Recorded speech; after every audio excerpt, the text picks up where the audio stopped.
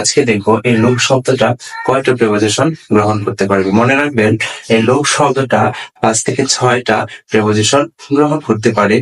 তো দেখুন, যখন লোক শব্দটা আফটার প্রেপোজিশন গ্রহণ করে তখন তার অর্থ হয় দেখাশোনা করা, কারো খোঁজ খবর নেওয়া বা কারো যত্ন নেওয়া বা সেবা যত্ন করা অর্থে লোক আফটার প্রেপোজিশনটা ইউজ হয়ে থাকে। তারপর যেটা দেখবো লোক ডাউন আপন অর্থ হচ্ছে কি ঘৃণা করা, কাউকে ঘৃণা করা অর্থে লোক ডাউন আপন শব্দ প্রেপোজিশন গুলো ব্যবহার হয়। তারপর আমরা যেটা দেখবো লুক এট অর্থ হচ্ছে তাকানো, কোন একটা জিনিসের প্রতি মনোযোগ সহকারে তাকানো অর্থে লোক শব্দটা করে এক প্রেপোজিশনটা বসে আর অর্থ হয় তাকানো। তারপর যেটা দেখবো লুক ইনটু অর্থ হচ্ছে কি তদন্ত করা, কোনো একটা বিষয় খুঁটিয়ে দেখা অর্থে এই লুক ইনটু প্রেপোজিশনটা ব্যবহৃত হয় এবং তার অর্থ হয় কি তদন্ত করা। তারপর যেটা দেখবো সেটা হচ্ছে লুক আপ অর্থ হচ্ছে কি খুঁজে বের করা, ডিকশনারি থেকে কোনো একটা শব্দের অর্থ খুঁজে বের করা অর্থে লুক এর পর আপ প্রেপোজিশনটা বসে। তারপর আমরা যেটা দেখবো লুক ফর অর্থ হচ্ছে কি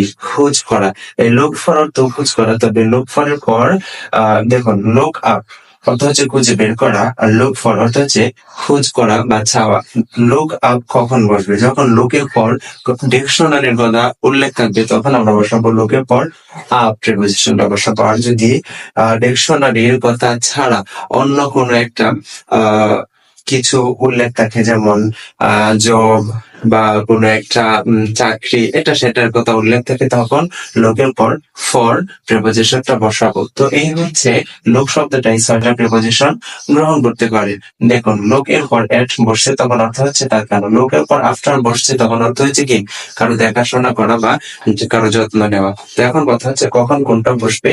আপনি লোকের পর আফটার এই শব্দগুলো, এই লোক শব্দগুলো বা এই গ্রুপার গুলো কিভাবে আসবে পরীক্ষা আসবে প্রিপোজিশন আকারে শূন্যস্থান আকারে। এই লোক দেওয়া থাকবে, লোকের পর একটা শূন্যস্থান থাকবে, তখন আপনি কোনটা আফটার বসাবেন নাকি বসাবেন সেই বাক্যের অর্থটাকে আপনি কম্পেন করবেন, দেখবেন কোন প্রিপোজিশনটা ব্যবহার করে অর্থটা সঙ্গতিপূর্ণ হচ্ছে, কোনটার সাথে কোন অর্থটা যাচ্ছে, সেই অর্থের উপর ডিপেন্ড করে আপনি এড বসাবেন নাকি আফটার বসাবেন নাকি আপ বসাবেন নাকি ফর বসাবেন সেটা খুঁজে বের করবেন। তো আপনি শুধু এই আজকের বিষয় হচ্ছে আপনি শুধু লোক শব্দটা এই 6টা প্রিপোজিশন গ্রহণ করে এবং এই কোন প্রিপোজিশন গ্রহণ করলে কোন অর্থ দেয় সেটা মুখস্থ রাখবেন। পরীক্ষার মধ্যে দেখবেন কোনটার সাথে মিলে যাচ্ছে, সেই অনুযায়ী আপনি একটা একটা প্রিপোজিশন বসায় দিবেন।